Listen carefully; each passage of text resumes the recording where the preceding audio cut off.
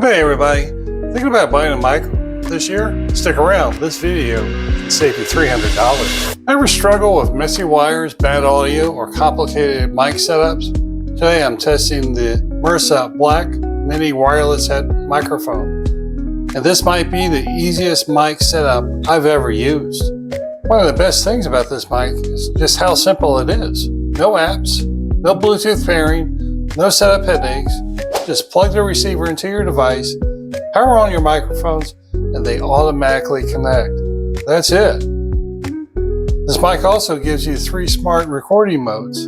Battery life is another win. This receiver lasts up to 15 hours, and each transmitter runs for about 5 hours. And if one mic dies mid-shoot, no problem, just swap it out for a fully charged one while the other one charges. This is the perfect for long filming days and interviews or events. See how this does? I think it could do better. Further on down, I think it would do better. But I do like how well it does pick up things. Picks up everything. So every breath, every snort, everything that comes out of you, this thing will definitely pick up.